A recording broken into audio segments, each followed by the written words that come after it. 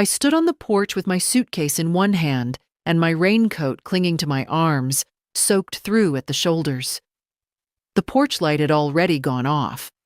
Kurt must have switched it off when he slammed the door. It wasn't cold, but I felt it in my bones anyway. Not from the weather, from the weight of what had just happened. 73 years old, 2 children, 4 grandchildren, and a pension that had never been late.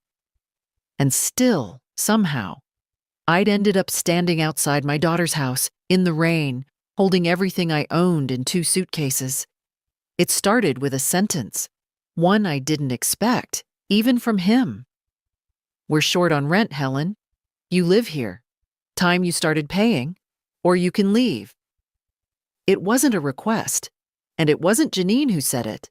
It was Kurt, her husband of 8 years, sitting in his stained sweatshirt on my late husband's favorite chair, as if it had always belonged to him. I didn't answer at first. I thought maybe he was joking. Maybe I'd misheard. Maybe it was just one of those sentences that slips out when a man feels powerless, unemployed, embarrassed. But he was serious, and Janine didn't say a word. I suppose I should have seen it coming. For weeks, things had been building. Hushed conversations when I entered the room. Kurt snapping at the kids. Janine rubbing her temples every time I asked what was wrong. But nothing prepares you for your own child standing beside a man who just threatened to throw you out, and choosing not to say a word in your defense. I said no. Not loudly. Not even with anger. I just said, "No, Kurt. I'm not giving you my pension." I think I surprised him with how calm I was.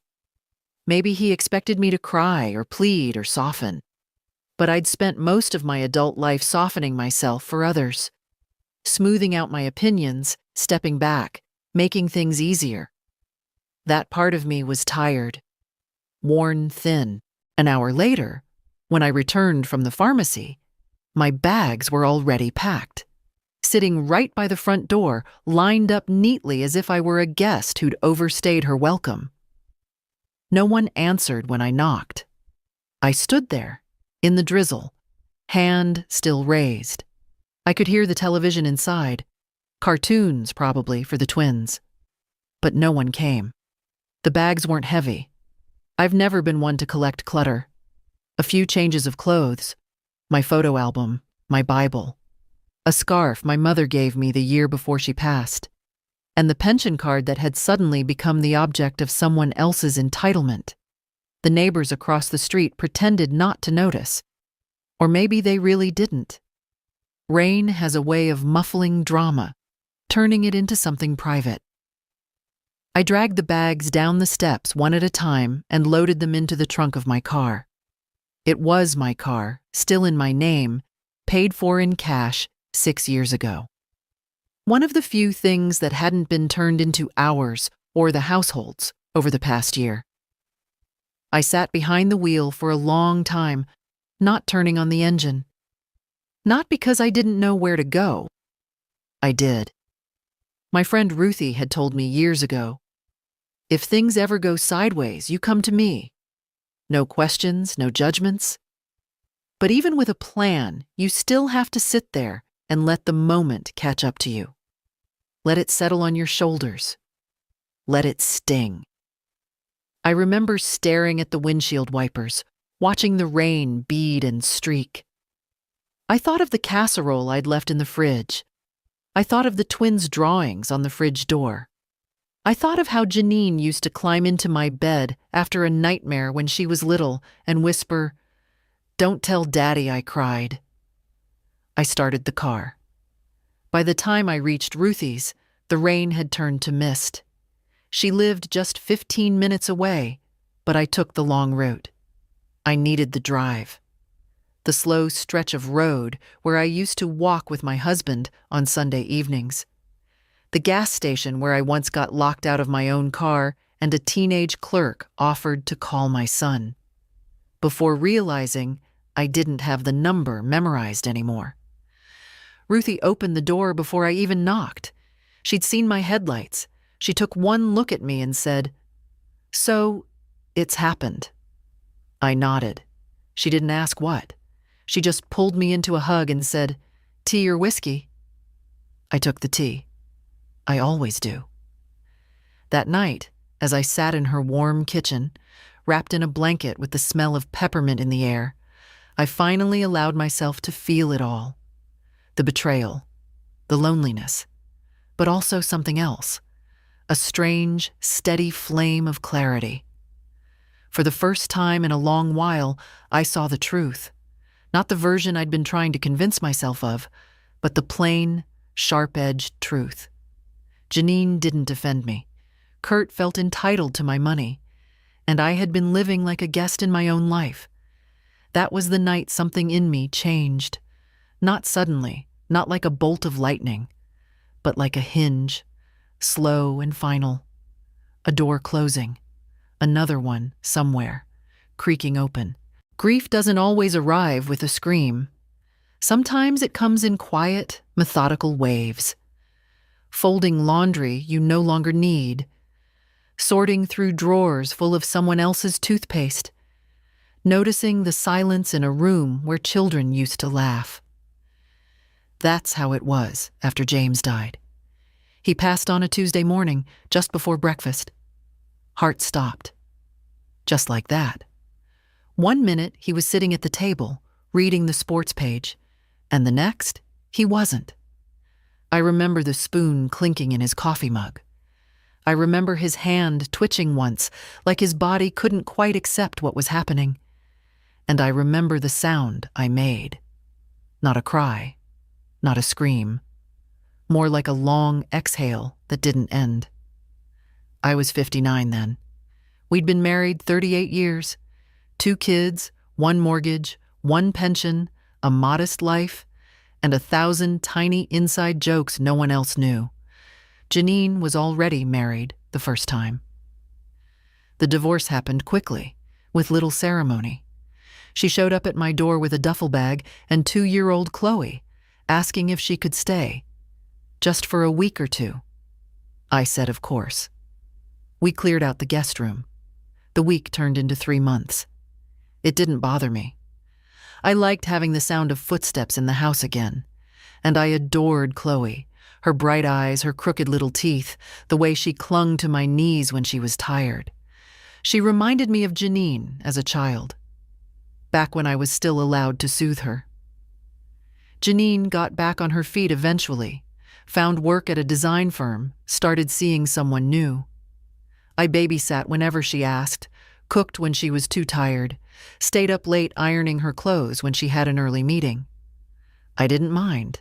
I told myself it was temporary, just a phase. Then came Kurt. He was charming, I'll admit that.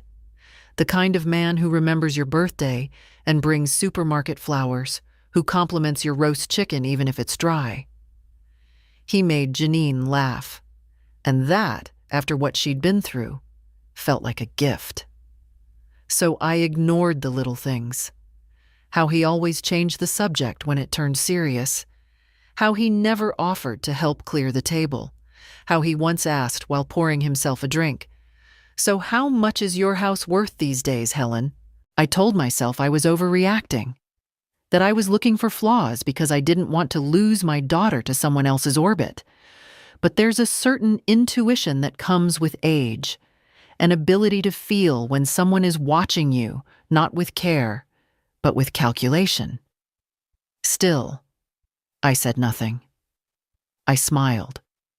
I handed Chloe to him without hesitation when he offered to take her to the park. I said thank you when he fixed the dripping faucet, though James had done it better. And when they moved into a bigger place and asked if I'd consider selling the old house to help with the down payment, I said yes. Not because I trusted Kurt, but because I trusted Janine, or wanted to. The new house was bright, open, modern. Too many white surfaces, if you asked me. They insisted I keep a key. "Your family," Janine said. At first I visited only occasionally, then weekly. Then, somehow, the visits became longer. Overnight stays turned into full weeks when Janine traveled. "The kids love having you here," she said. After I tripped on the back steps of my own rented unit and tore a ligament in my ankle, the offer came fast. "Why don't you just move in with us for a while? You shouldn't be alone with that leg. It's not safe."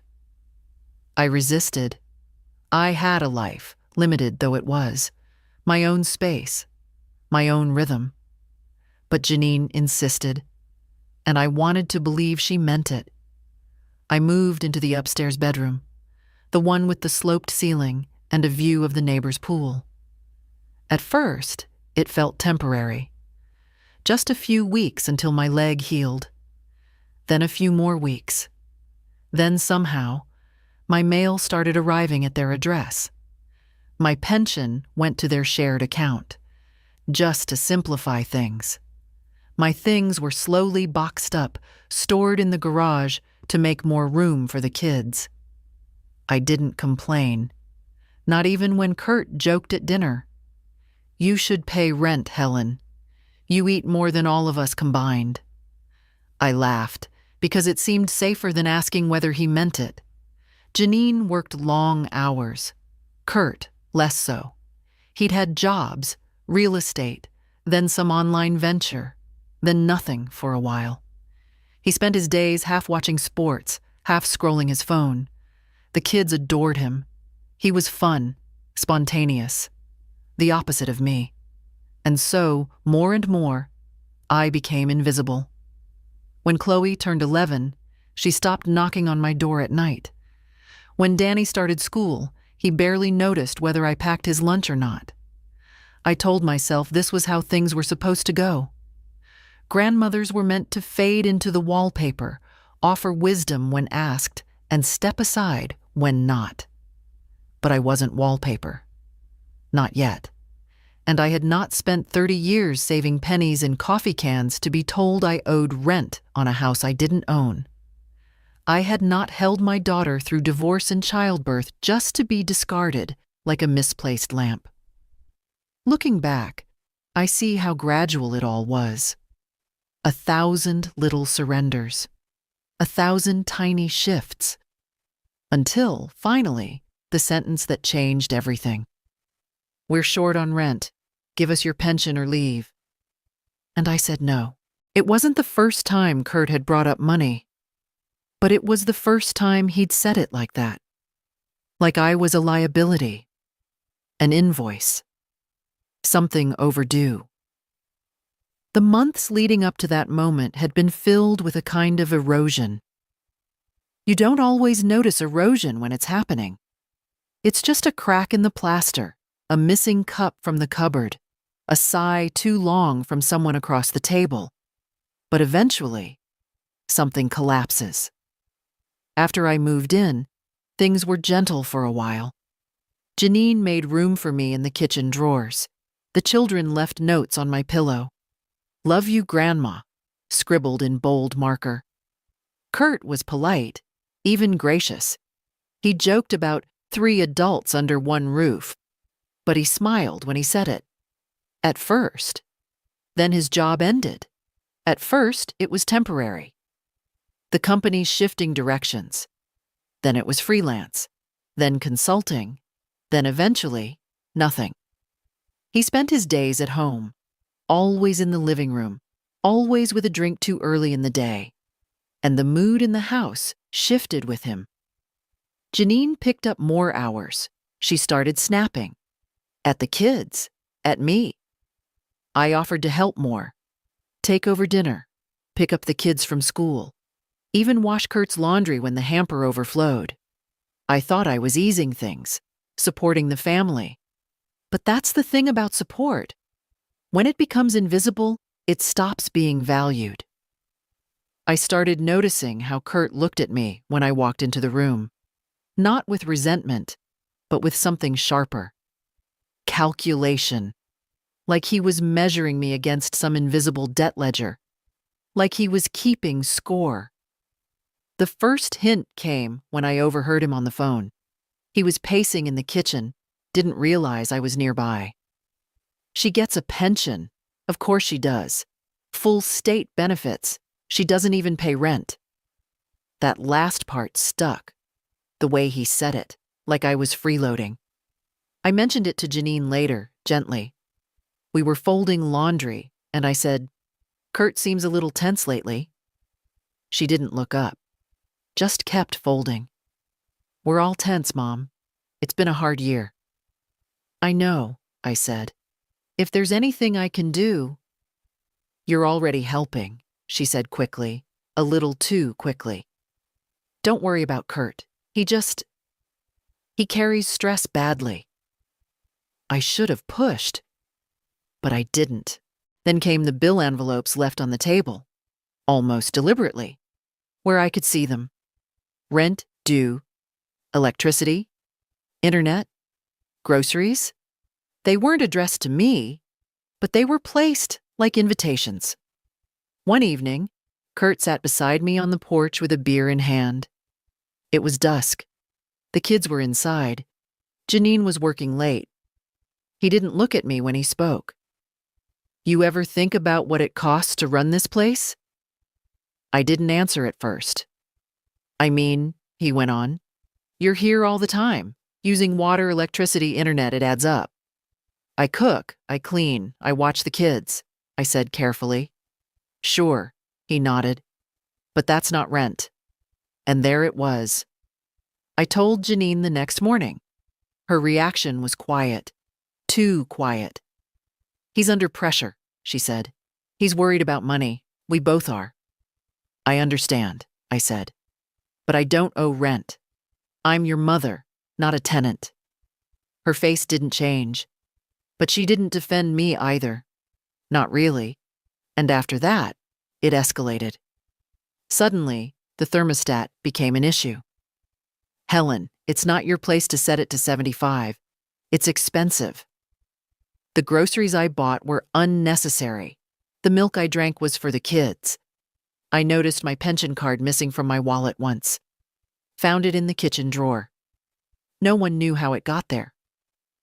One morning, Janine left a spreadsheet on the counter. "Just so you understand what we're dealing with," she said. It detailed their monthly expenses. Rent, utilities, food, insurance. I noticed a line that read, "Household contribution, TBD." TBD. To be determined. It was clear what they wanted. Still, I didn't confront them. I wanted to believe this was just desperation talking, a phase, a rough patch. Then, during one of those tense dinners where no one spoke unless it was to pass the salt, Kurt set his fork down and looked at me. "Look, Helen, we're short on rent. And you live here. We need your pension this month. All of it." He didn't blink. I looked at Janine. She didn't look at me. She didn't say anything. I could feel my face go cold. Not from rage, from disappointment. A kind of grief that's deeper than anger. "I'm sorry," I said slowly. But no. That was the last real conversation we had. The next morning, things were colder, tighter. Janine barely spoke. Kurt slammed drawers. The kids were sent upstairs more quickly than usual. And then, that afternoon, I came home from picking up a prescription, and my bags were packed by the front door. 2 suitcases, my umbrella, my folded cane. I knocked. No answer. The porch light was already off. The upstairs bedroom had been Chloe's once, before she outgrew the unicorn wallpaper and moved downstairs. When I moved in, I tried to make it mine. A few framed photos, my own pillow, a knitted blanket I'd made after James passed, the one with uneven corners because I'd cried through half of it. But it never stopped feeling like borrowed space. The kind of room someone gives you while insisting, stay as long as you need, but always with a silent expiration date. When I first arrived, after the fall that fractured my ankle, they were generous. Janine cleared the bookshelf, made space in the closet, even brought me a little nightstand lamp. Kurt carried my suitcase upstairs and joked, "Don't worry, Helen. We'll let you out when your sentence is over." I laughed, even though the comment stung more than I let on. They said it was temporary, just until I healed. "We're a family," Janine reminded me. "Families take care of each other." I believed her. I wanted to believe her. At first, I kept out of the way. I cooked breakfast early before anyone else was up. I tidied the living room, folded laundry no one asked me to fold. I walked Chloe to the bus stop, bandaged Danny's skinned knee, made dinners. No one asked me to, not in words. But the silence of appreciation can be its own kind of expectation. Then one morning, I came downstairs to find Kurt already in the kitchen, his expression sharp. "Hey, Helen," he said without looking up from his phone. "Would you mind picking up the kids today? Janine's stuck at work, and I've got stuff." He didn't say, "Please." He didn't ask if I had plans. He just assumed I was available, as if my life were a blank calendar waiting for other people to write on. I agreed. Of course I did. And I kept agreeing. Trips to the grocery store, dry cleaning pickups, last-minute babysitting. Then came the first utility bill handed to me with a smile and a "mind helping out this month." It was phrased like a favor, like a small thing. And I was still under their roof, still not fully healed, still grateful. So I helped, once, then twice. Then it stopped being a question. "You've got your pension," Kurt reminded me one evening, gesturing to the bill on the table. "It's not like you're paying rent anywhere else." I remember that sentence clearly, because it was the first time I truly saw how they'd started to view me. Not as a person, but as an asset. I told myself they were stressed, that things would get better. I rationalized. It's what mothers do, what grandmothers do. But the nature of the house had changed. Janine started referring to it as our space when asking me to keep the TV volume down. Kurt moved my mail into a drawer so it wouldn't clutter the counter.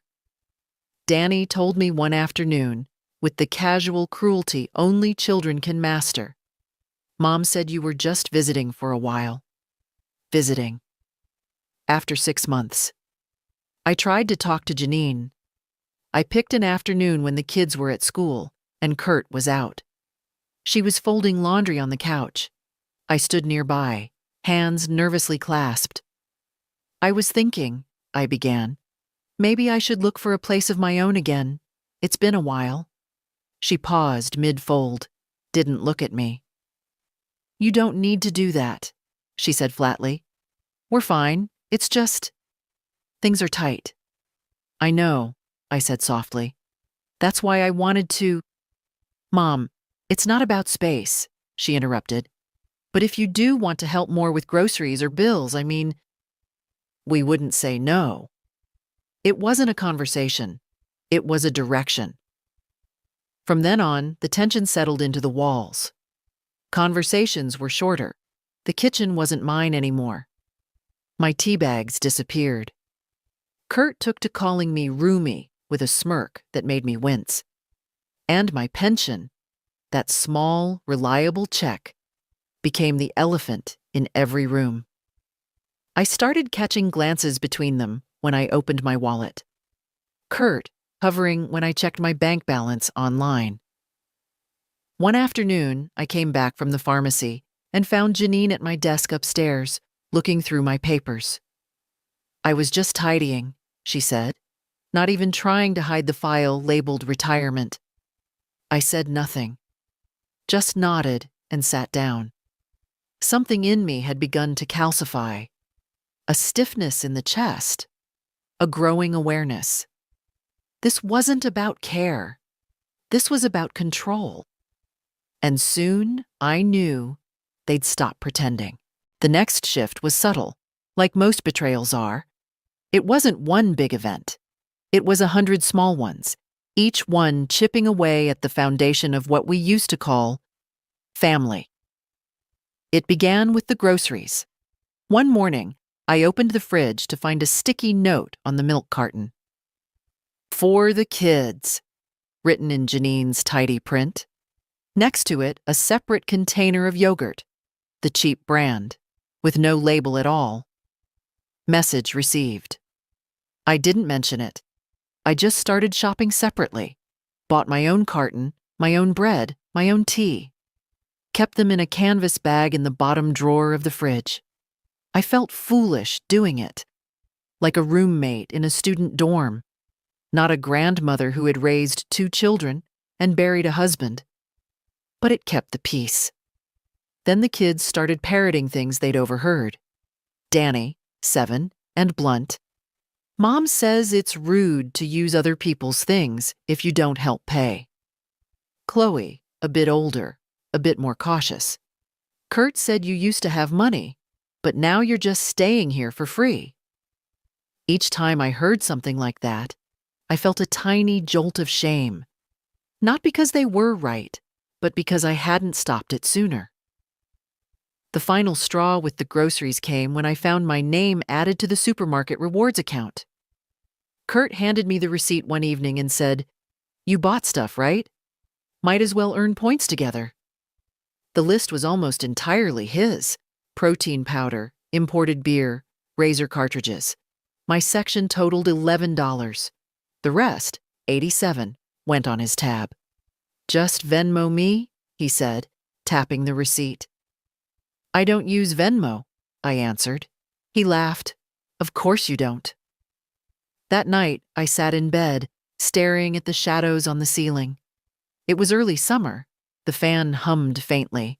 I felt a kind of anger I hadn't felt in years. Not hot, not explosive. Cold. Settled. Heavy. It sat behind my ribs like a stone. The next morning, Kurt announced he was applying for a business grant. Something about custom furniture design. He wanted seed money. And an investor. "You could help," he said over breakfast, as if it were the most natural thing in the world. "I could," I replied, not committing. "We've helped you," he added, looking over his coffee mug. "Now maybe you can help us get on our feet." Janine said nothing. She spread peanut butter on toast for Danny, humming like she wasn't hearing a thing. I changed the subject. Later I heard them arguing in their room. "She's sitting on money. She won't even consider helping. She's my mother, Kurt. You don't get to order her around." "No, but I get to ask why the hell she's living in our house rent-free while we're drowning in bills." The door slammed before I could hear the rest. That evening, Janine came into my room. She didn't sit down. Just stood by the door, arms crossed, backlit by the hallway light. "Mom," she said, "I know it's been a tough time for all of us, but you do know we're struggling." "I do," I said. "And it's hard," she continued, "when someone in the house has income and isn't contributing."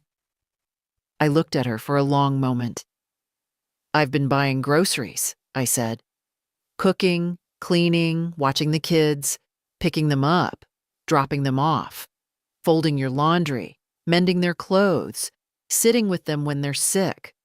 What part of that isn't contributing?" She sighed. Not exasperated, just tired. "Kurt's just trying to do something for our future." "And I'm just trying to survive," I said.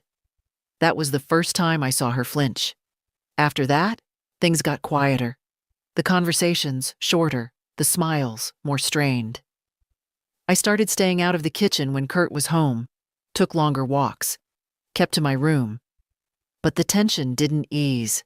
It mounted, and it turned into a demand. One night after the kids had gone to bed, Kurt called a family meeting. Janine sat beside him. She looked exhausted. "We need to talk about expenses," he began. "We're behind on rent. And Helen," he paused, like he was choosing his words carefully. "You get money every month. Steady. More than we do. We think it's fair you start contributing more directly." "To rent," I clarified. Yes, he said. To rent. I looked at Janine. She didn't meet my eyes, and I realized they'd talked about this already. This wasn't a discussion. It was a conclusion. Kurt leaned forward. We're short. We need your pension. All of it. Just for a couple months. And if I say no? I asked quietly. His face didn't change. Then maybe this arrangement isn't working anymore. Janine still didn't speak. The silence stretched. I see, I said. And I went upstairs, packed what I could into 2 suitcases, left the rest. No one stopped me. I didn't sleep that night. Not really. I lay in bed, fully dressed, with my hands folded on my stomach and my suitcase already zipped by the door. It wasn't that I was afraid. Not exactly. It was that I finally understood something I hadn't let myself see before. They were never going to stop asking. Kurt wasn't going to wake up one day and realize he'd crossed a line. Janine wasn't going to sit beside me and say, "Mom, I'm sorry. I should have protected you." That apology wasn't coming, not because they were monsters, but because to them this had become normal. The heat had been rising in the pot for months, and I'd sat in the water, telling myself it was just a warm bath. I thought maybe they'd forget what they said the night before. Maybe it was heat of the moment. I even hoped for it, quietly.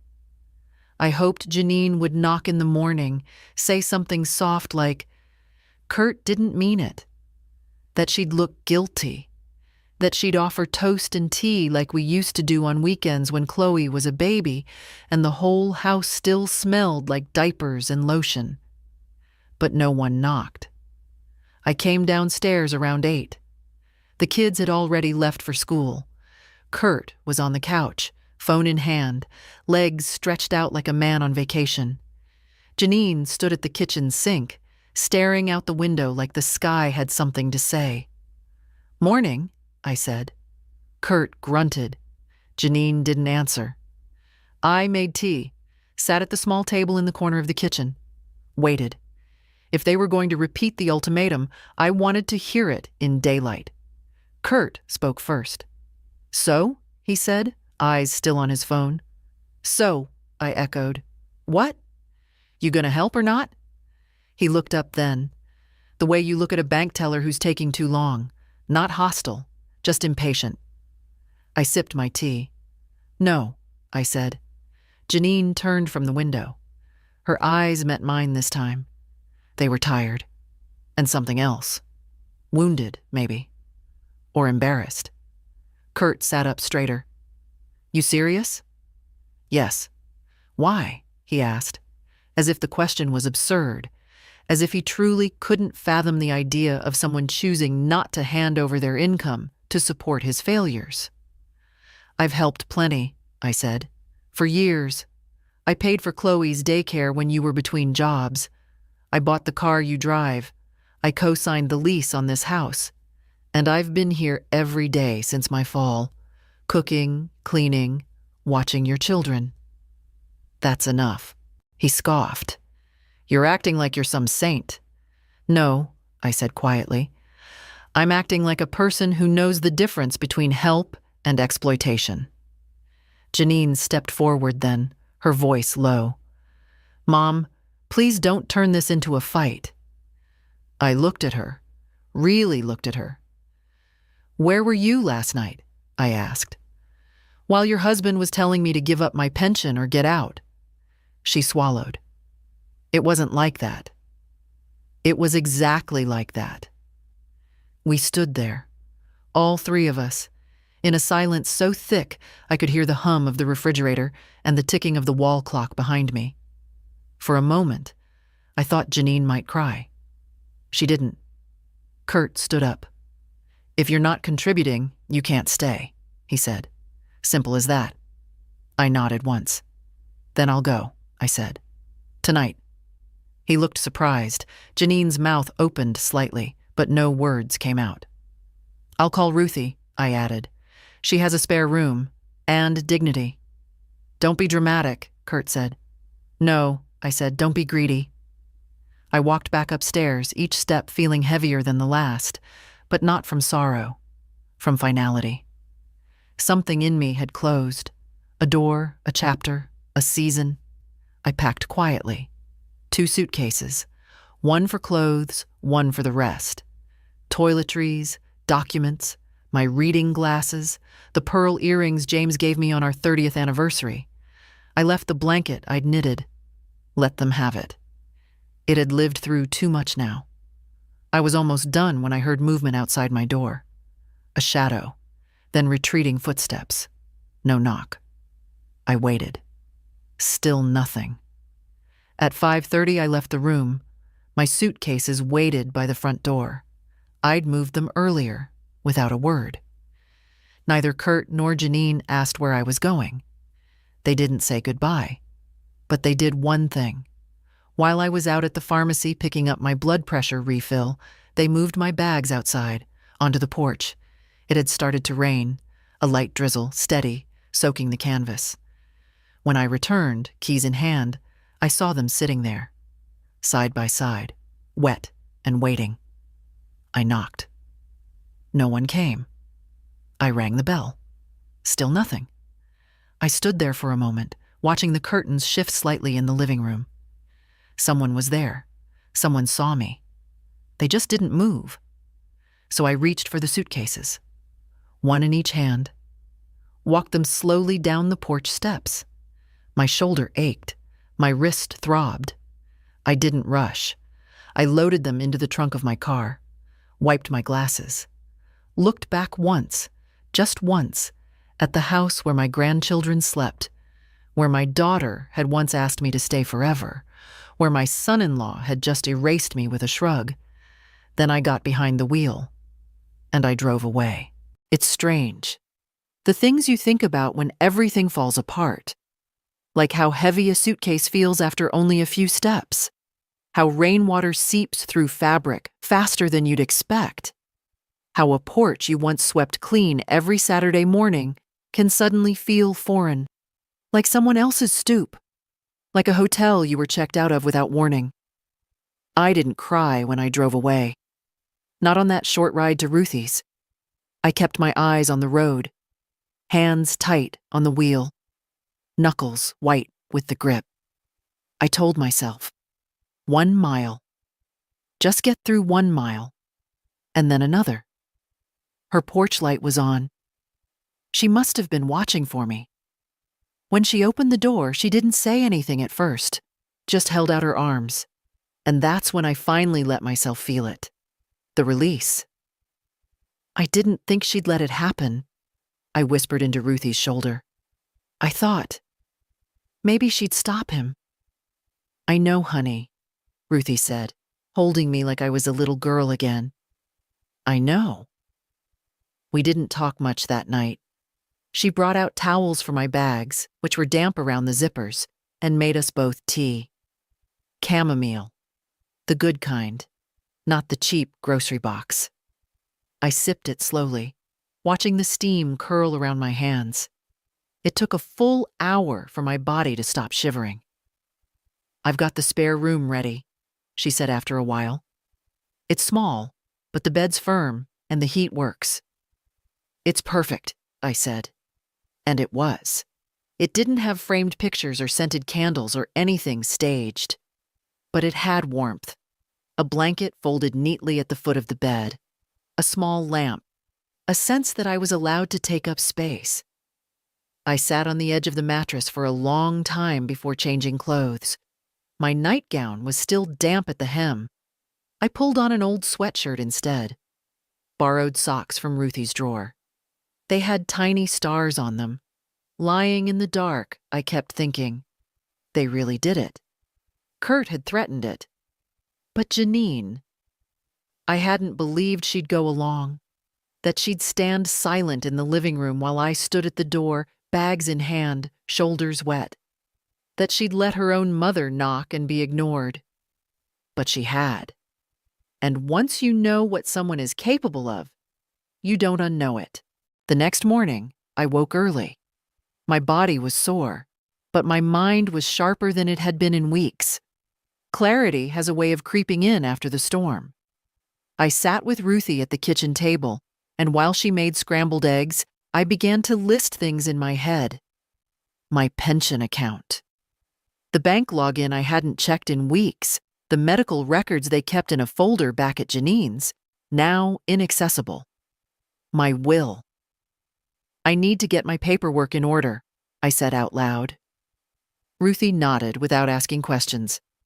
Whatever you need, I'll help. By noon, we'd driven to my bank. I sat down with a young man named Marcus, who was polite, but visibly startled when I told him I wanted to change all account authorizations. Everything? He asked. Yes, I said. Everything. No one should have access but me. I'd forgotten how simple it could be, to reclaim things. He walked me through the forms. I signed each one deliberately, reading every line. At the end, he printed a new statement for me. Is there anything else you'd like to do today? He asked. Yes, I said. I want to start a trust account for my granddaughter, not her parents, just her. Chloe, 11 years old, still sweet, still soft-eyed, still mine, in the small ways that mattered. I want to set it up in a way that protects her, I added. Not something her parents can touch. Marcus nodded. We can do that. After the bank, I called a lawyer, Frances Darrow, the same woman who'd handled James's will. She still had an office downtown, still kept her receptionist on a strict calendar. Frances, I said when she picked up, it's Helen Whitmore. I need to update some documents. She didn't ask why, just said, come in tomorrow at 10. That evening, I sat in Ruthie's spare room again, this time with a notepad. I started writing everything I'd paid for in the past 3 years.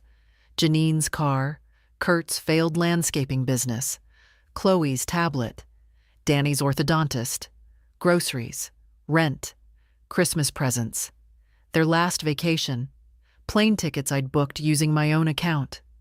I listed them not out of bitterness, though some of it was bitter, but out of a need to remember, to see it plainly, to stop pretending it had been a shared life. I closed the notebook when I reached 27 line items, and I promised myself something. No more.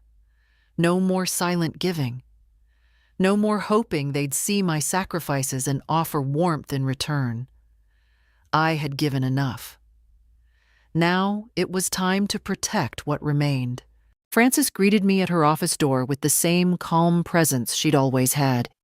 Neatly pressed slacks, soft linen blouse, silver hair pulled back into a clip that hadn't changed since the 90s. Her eyes, behind simple wire-framed glasses, were still sharp. You look well, Helen, she said, though we both knew better than to believe that completely. I sat across from her at the polished oak desk. The air smelled faintly of printer ink and the lavender lotion she always used. I need to make changes, I said. To everything. She nodded once. Power of attorney? Revoked, I said. Effective immediately. Will? Rewritten. I want my granddaughter Chloe to be the beneficiary, not Janine, not Kurt. Frances didn't blink. She simply reached for a pen and pulled a blank legal pad toward her. Trust structure? Separate account. No access for her parents. Age-restricted release. I want her to have something when she's older, when she can use it wisely. She made a note. And the house? She asked. I hesitated. Technically, it wasn't mine anymore. I'd helped with the down payment, but it was in their name, a detail I'd allowed without protest at the time. There's nothing I can claim there, I said, but I want everything else out of their reach. Frances looked up. This isn't about revenge, is it? No, I said. It's about correction. She smiled faintly. Good. We spent the next hour going through forms, designations, documents I hadn't touched in years. James had kept everything in pristine order. After he passed, I'd maintained it more out of habit than intention. Until now, it hadn't occurred to me that order could be weaponized, or that silence, too, had legal consequences. Frances folded the papers into a folder with my name embossed on it. You'll come back next week to sign the final version, but the authorizations, those can be changed today. Do it, I said. As I left her office, I felt lighter. Not free, not yet, but grounded. Anchored in something I hadn't felt in a long time: control. Back at Ruthie's, I sat at the kitchen table and told her everything. She didn't interrupt, just refilled my tea and nodded occasionally. They're going to call, I said. Eventually, when they realize what's happened. Ruthie raised an eyebrow. And I'm not answering. That evening, my phone began to buzz. First Janine, then Kurt, then Janine again. No voicemail, just missed calls. I turned the phone face down. They didn't know yet, but they were starting to sense it. The silence was its own message. The next morning, a knock came at the front door. It wasn't them. It was a courier. A single manila envelope addressed to me. No return address. Inside, a letter. Handwritten. Mom, I don't know what happened. I know you're hurt. I know Kurt can be difficult. But this is a family. We're supposed to help each other. You've been part of this house, of our lives. The kids miss you. I miss you. Please call me. Janine. No apology. No acknowledgement of what she'd allowed. No mention of the bags on the porch in the rain. I folded the letter carefully and placed it back in the envelope. Not to destroy it, not to reread it, just to put it away, where it belonged, in the past. Ruthie came into the room and sat beside me. She didn't ask what was in the envelope. Instead, she said, "Have you thought about where you'll go next?" I nodded. "I want a place of my own," I said. Small, quiet, mine. No more shared keys. No more sloped ceiling guest rooms. No more waiting for permission to exist. She raised her teacup. To that. We clinked cups like old friends on a porch swing, like women who had spent lifetimes bending around others and finally remembered how to stand. That night, I opened the notebook again, the one with the list. I drew a line under the last item. Then, in bold letters, I wrote, "No more asking. No more waiting. No more silence." I closed the notebook. Tomorrow, I'd find a new apartment. Tonight, I'd sleep without worry. The apartment wasn't fancy. It was a one-bedroom on the second floor of a building built sometime in the 70s, with beige carpeting that had seen better decades and kitchen cabinets that creaked when you opened them too fast. But it had windows that caught the afternoon light, and the neighbors were quiet, and there was no one waiting to tell me when I could or couldn't adjust the thermostat. It was mine. I signed the lease the same week Frances finalized the documents. The property manager, a kind woman named Letitia, gave me the keys and a folder full of rules and emergency contacts. Then she leaned in and said, almost conspiratorially, "If you want to hang up wind chimes on the balcony, I won't say a word." I laughed. I hadn't laughed like that in weeks. The move was simple. I didn't have much. Just 2 suitcases, a few boxes of books Ruthie helped me pack, the notebook, my papers, and the framed photo of James and me at the Grand Canyon. One of the last vacations we ever took. He'd been wearing a floppy hat and a shirt I hated, but he looked so pleased with himself, smiling into the sun. I placed that photo on the windowsill in my new bedroom, then stood back and looked at it for a long while. "We did okay," I whispered. "You'd have liked this place. It's quiet. No one shouts. No one demands. The first night there was odd. Not lonely, exactly. I'd been lonelier in a full house, but quiet in a way that let everything come to the surface. I sat on the floor, still surrounded by half-unpacked boxes, and made tea on a borrowed kettle. Ruthie had offered to help me settle in, but I'd told her I needed to do this part alone. As the kettle hissed, I made a list in my mind. Things I needed. Things I didn't want to ask for. Things I would buy slowly, on my own time. A proper bed. A reading lamp. A dish rack. A set of towels that matched. A chair for the balcony. I slept on the floor that night, on a folded blanket, and still woke with a clearer head than I'd had in months. The next day, I went to the library, got a card with my new address, sat at a public computer and filled out change of address forms, noted what still needed forwarding, looked up second-hand furniture stores. At the first store, I found a gently used armchair, the kind you sink into with arms worn smooth from someone else's elbows. It was sea green and faded and perfect.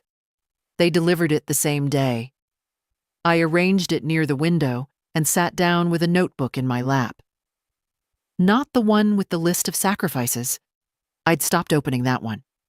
This one was new, a fresh cover, a new beginning. I titled the first page, "What Comes Next?" And I began to write. I will have dinner when I want, not when someone else tells me. I will leave dishes in the sink overnight, and no one will scold me. I will buy strawberries even if they're not on sale. I will say no when I mean no. I will never explain again why my money belongs to me. Around noon, the first message came in. Janine, Mom, I heard from the bank. I don't understand why you're cutting us off. Can we talk? I stared at the screen for a long time. Then I powered the phone off. I hadn't blocked her. I wasn't there yet. But I needed the silence. The next message didn't come from her.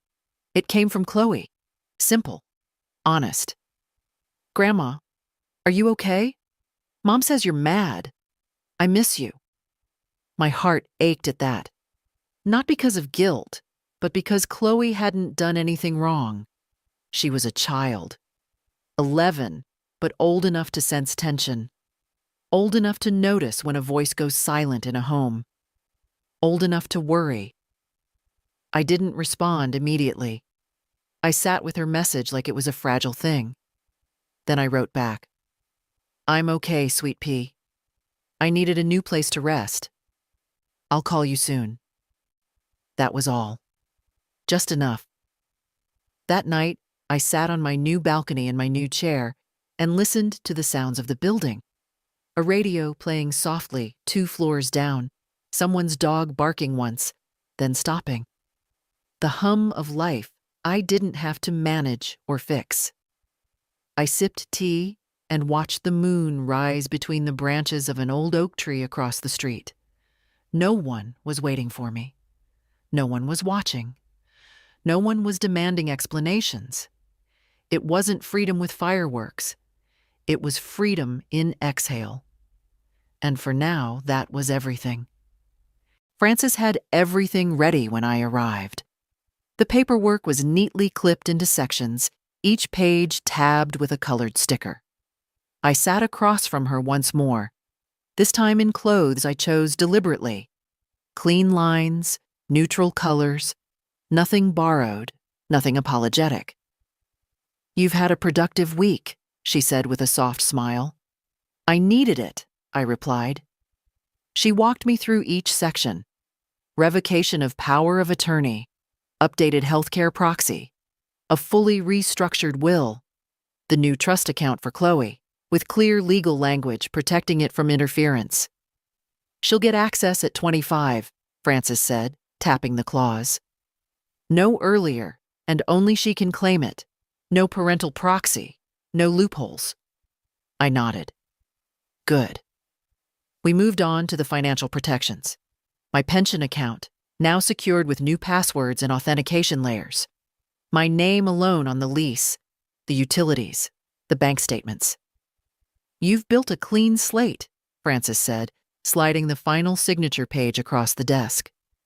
I signed it without hesitation, and when it was done, I sat back and let the silence of it settle in. "That's it?" I asked. "That's it," she said. "No one can touch what's yours now." I wanted to cry, but I didn't. The relief wasn't loud. It was steady, like a locked door behind me, finally sealing for good. Afterwards, I walked to the bakery down the street, bought myself a small cinnamon bun and a coffee I didn't have to share, sat by the window and let the sugar melt on my tongue.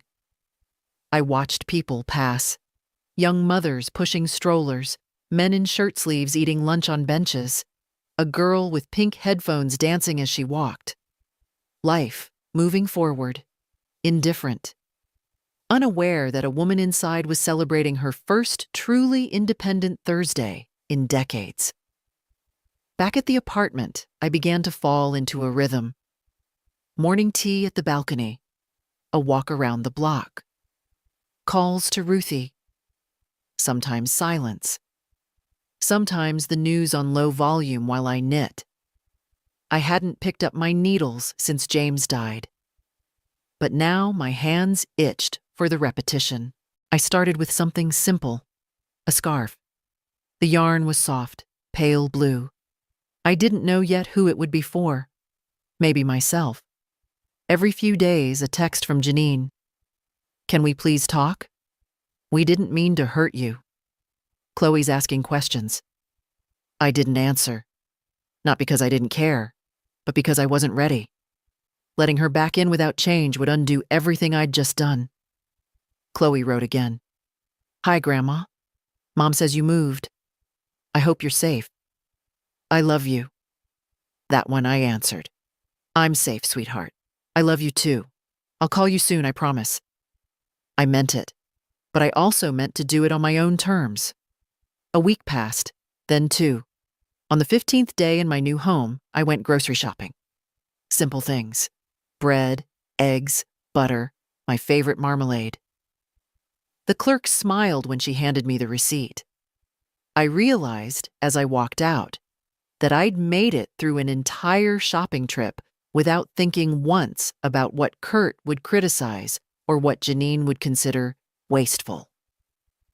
In the parking lot, I saw a mother scolding a teenager. Not cruelly, just tiredly. I thought of Janine, thought of the way she used to stand in my kitchen barefoot, stirring pasta, Chloe on her hip, Danny under the table drawing on the linoleum. She hadn't started this with cruelty. That came later. It began with stress, and I let the stress excuse the harm over and over. But not anymore. That night, I lit a candle, sat at the table, wrote a letter to Chloe, a real one, on paper, in my best cursive. "Sweetheart, I've moved into a quiet little apartment where I can breathe and think and rest.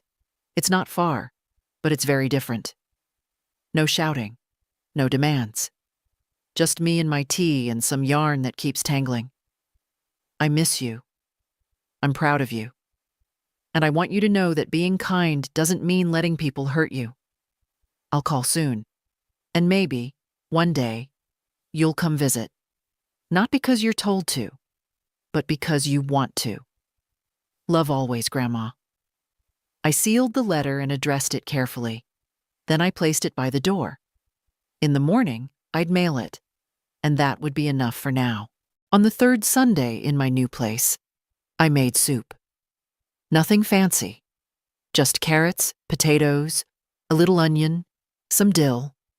The kind of thing James used to call survival food, with a wink, though he always asked for seconds. I cooked it slowly, letting the scent fill the kitchen, move through the little hallway, seep under the bedroom door like something warm returning. While it simmered, I put on an old record.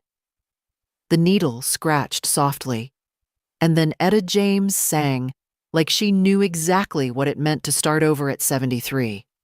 I didn't dance, not quite, but I let myself sway a little as I folded the dish towel. My feet moved. That was enough. It wasn't just the soup or the music. It was the silence that held me. Not the hollow kind I'd lived with at Janine's house, the kind filled with judgment and tension. This was real silence. Soft, earned, a quiet that welcomed me. Later that afternoon, Ruthie called. "You up for a walk?" she asked. "I've got shortbread and a thermos full of tea." "I'll be there in 20, I said. Her street was 3 blocks down, a slight incline that made my knees grumble but not protest. I took my time. The wind was brisk, but the sun was kind. I passed 2 couples, a woman walking a corgi, a boy on a scooter who gave me a wide berth without needing to be told. I'd forgotten how polite the world could be when no one was watching to criticize it. Ruthie had a little bench in her front garden. She'd put out cushions and a throw blanket like it was a grand occasion. "Thought we'd celebrate your first month of freedom," she said, handing me a cup. "It's not quite a month," I said. "Close enough," she grinned. We sat there, sipping, nibbling, saying little. I told her about the scarf I was knitting. She told me about the neighbor's son getting married. To a girl from Wisconsin with a laugh like a church bell. I listened. It felt good just to be near someone who expected nothing from me. At one point, Ruthie turned to me and asked, "Do you miss them?" I didn't pretend not to know who she meant. "Sometimes," I said. "Not the house, not the tension, but Janine and the kids." She nodded. "Of course. And sometimes," I added, "I wonder if I should have spoken up earlier, not let it get so far." She gave me a look, the kind only old friends can give, the kind that says, "Don't you dare start blaming yourself now." "You did what you had to," she said. "And then, when it was too much, you did what was right." I didn't reply, just sipped my tea. Back home, I found a package by my door. No return label, just my name in Chloe's handwriting. Crooked, uneven, beautiful. Inside, a drawing. It was a house, small, with a tree and a woman on the porch. She'd written Grandma's house at the top. There was a speech bubble coming from the window. "Do you want tea?" I held it for a long time. Then I placed it on the fridge with the only magnet I owned, a ceramic strawberry I'd bought at a church fundraiser years ago. It held the paper firmly. That night, I didn't read, didn't knit. I just sat in the armchair, the one by the window, and looked at the drawing. Let it sit with me. Let it be enough. Because sometimes, enough isn't a big moment. Sometimes it's a little girl's drawing on a fridge in an apartment filled with peace. The call came on a Tuesday afternoon, just as I was setting a plate of toast beside my tea. I didn't recognize the number, but something in me knew. I let it ring twice, then 3 times more, before I picked up. "Hello?" There was a pause. Then his voice. "Hi, Helen." Kurt.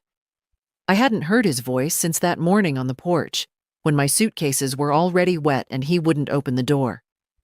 I felt my shoulders stiffen, but my voice stayed calm. "What do you want?"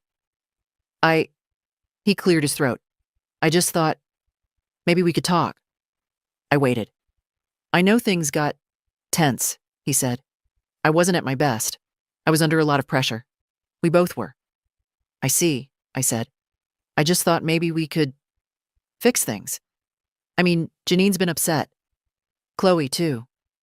I let the silence hang. I'd learned the power of silence. Finally, he added, "She's been asking about you a lot. I'm not the one who locked a door on her grandmother." He didn't respond. "Kurt," I said, "I'm not interested in apologies that sound like excuses." Another pause. "Well, if you change your mind." "I won't." I hung up. It took me a minute to move. My hands were steady, but my chest felt like it had gone hollow. I stood at the window, watched the light shift on the building across the street. breathed deeply through my nose. Then I sat down and ate my toast. An hour later, the phone rang again. Chloe. I picked up before the second ring. Hi, Grandma. Hi, sweetheart. Her voice was smaller than usual, like she'd crept off somewhere quiet to call me. I got your letter. I'm glad. She was silent a moment, then asked, Can I visit you? I hesitated, not because I didn't want her. I wanted her more than anything, but I knew what that visit would mean, knew it would be followed by questions, knew it might not come clean. Do your parents know you're calling me? I asked. Not this time, she said quietly, but I told Mom I missed you. She didn't say no. That said everything. All right, I said. You can visit, but it has to be your choice, not theirs. I want to, she said immediately. Can I come this weekend? Just for a little while? I smiled, the first real smile in days. Yes, I said. I'll make apple pie, the kind with the cinnamon crust. She laughed. Can I help roll the dough? Of course. We hung up a few minutes later. I sat in my chair, looking at the drawing on the fridge. Grandma's house. A tree. A cup of tea. That night, I made a list. Fresh apples. Brown sugar whipping cream vanilla. A new apron for Chloe. Something with pockets. I went to bed early. The moonlight slipped in through the blinds. I slept with the window cracked open, even though the air was cool. I wanted the night to come in. Saturday would come soon. And this time, the knock on the door would not be one I feared. It would be the sound of love arriving, by choice. The morning of Chloe's visit, I woke before the sun. Not from nerves, from something gentler. Anticipation, maybe. The kind that moves you before the alarm, before the kettle whistles, before the city stirs. I changed the sheets in the spare corner where I'd set up a makeshift cot. Not much, just a folded mattress, soft blanket, and the extra pillow I'd bought 2 days earlier. It would do. It wasn't about the space. It was about her knowing she was welcome. I baked the crusts first. 2, just in case. The house smelled of cinnamon and butter by 9 a.m., and I opened the window to let it stretch into the morning air. Letitia, the building manager, passed by on her way to the office and smiled up at me from the sidewalk. Someone's baking love, she called. I waved back. At 10:45, I heard feet on the stairs, light ones. Then the knock. I opened the door, and there she was. Chloe, 11 and growing taller by the minute, hair tucked behind one ear, wearing a sweatshirt too big for her. Her backpack looked heavier than her frame. Behind her, Janine stood a few steps down, arms folded, not coming closer. Hi, Chloe said. I opened the door wide. Come in, sweetheart. She stepped past me, glancing around quickly. It's small, she said. It is, I said. But it's mine. She smiled. Janine didn't come in, just called, I'll pick her up at 5. I nodded, then closed the door. We stood for a second, just looking at each other. Do you want tea? I asked. She grinned. You really do say that all the time. We sat at the small table, 2 mugs between us, steam curling. I didn't rush her. Let her eyes wander the room, notice the photo of James on the sill, the fridge with her drawing still pinned by the strawberry magnet, the knitting basket under the window. Did you really knit all that? She asked, pointing to the half-finished scarf. I did. It's slower than it used to be. It's pretty. We talked about school, about how Danny had taken her spot on the couch, about how the dog next door barked every morning at 6. She told me she hated math this year, but liked her teacher's earrings. Then she got quiet. Mom's sad a lot, she said. Since you left. I nodded. She says you just walked out. I took a deep breath. I didn't walk out. I was pushed out. Gently, maybe, but pushed. She nodded slowly. I kind of thought that. I reached for her hand across the table. She let me hold it. You don't have to take sides, I said. You just have to know that no one gets to treat people like things, not even family. She blinked. That's what it felt like they were using you. I squeezed her fingers. That's why I left. After a moment, she whispered, I'm glad you did. I stood then and walked to the counter. Now, I said, let's make pie. She rolled the dough with careful hands, tongue poking out between her teeth the way Janine used to do when she was little. She sliced apples without fear, mixed sugar and spice with a precision that surprised me. When we placed the pie in the oven, she flopped into the chair dramatically. Baking is hard, she declared. Only the first 100 times. We ate lunch on the balcony, sandwiches, a few grapes, and 2 slices of the still warm pie. She said it was better than the store kind. I didn't argue. At 4:45, her phone buzzed. Mom's outside, she said. She stood slowly, reluctant. At the door, she turned back and hugged me tightly. I want to come again, she said into my sweater. You always can. As she walked down the stairs, she turned one last time and waved. I waved back. When the door closed, the quiet returned. But this time, it was the good kind. The kind that meant something had been healed, if only a little. A week passed after Chloe's visit. Then another. The pie plate sat in the drying rack for 3 days before I finally put it away. Not because I forgot, because I wanted it there, visible. A reminder that something sweet had happened, that it could happen again. The apartment settled back into its quiet rhythm. Morning tea, reading by the window, a new knitting project, this time a blanket, pale green and slow going. I'd chosen the color without thinking. It wasn't until the second skein that I realized it matched the sweater Chloe had worn the day she visited. Her texts came every few days now. Short ones.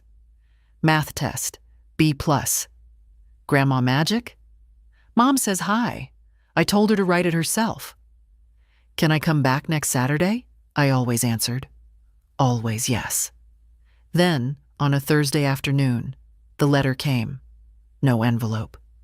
Just a folded sheet of paper slid under my door while I was out shopping. I found it when I came in, bag still in hand, the paper half shadowed on the floor like it didn't want to be seen. I recognized the handwriting before I even touched it. Janine. I sat at the table before unfolding it. Made tea. Let it steep too long. I wanted to be ready. It wasn't long, not emotional, but it was. Something. Mom, I've been thinking a lot about what happened, about what I let happen. I don't expect you to forgive it. I don't know if I would, if I were you. But I miss you. I miss the way the house used to feel when you were in it. The kids miss you too. Kurt says nothing, but I see it in the way he doesn't touch the thermostat anymore. Chloe came home glowing after the visit. She keeps the pie recipe in her school binder. I know I didn't stop things when I should have. I know I stood by. I don't know how to fix that, but I wanted you to know I see it now. Jay. I read it once, then again. The letter didn't ask for anything. No requests, no invitations. Just a statement. A beginning. I folded it carefully and placed it next to Chloe's drawing on the fridge.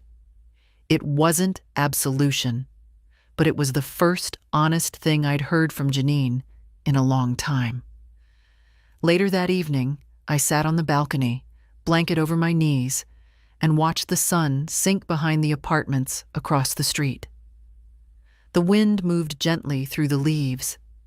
My tea had gone cold, but I didn't mind. I thought about what it meant to forgive. Not to forget, not to excuse, but to choose peace for myself. To unclench the part of me that had been holding its breath since the day I packed my suitcases. I didn't know if I was ready to write back, but I knew one thing. I wasn't angry anymore, and maybe that was enough for now. The second time Chloe visited, she brought a plastic bag full of cookies she'd made herself. "They're kind of hard," she said, holding the bag out like it was precious cargo. "Danny said they tasted like soap, but he also ate 5. We sat at the table and bit into one together. It was indeed hard, and a little soapy. But I smiled and said, 'He's clearly just jealous.' She grinned wide. That gap in her top row of teeth still hadn't closed. She stayed longer this time. We didn't bake. We didn't need to. We just sat. She asked about the scarf I was knitting, told me about a friend at school who wore purple eyeshadow and didn't care what anyone said. I told her I admired that kind of girl. Chloe nodded. "I think I'm going to be like that." "You already are," I said. When Janine came to pick her up, she didn't stay on the stairs this time. She walked all the way up, stood at my door with her arms folded, not defensive, but unsure. I opened it before she could knock. "Hi," she said. "Hi." She glanced inside, saw Chloe gathering her things, then looked back at me. "I meant what I wrote," she said, "and I'm sorry for all of it." I nodded. "I know."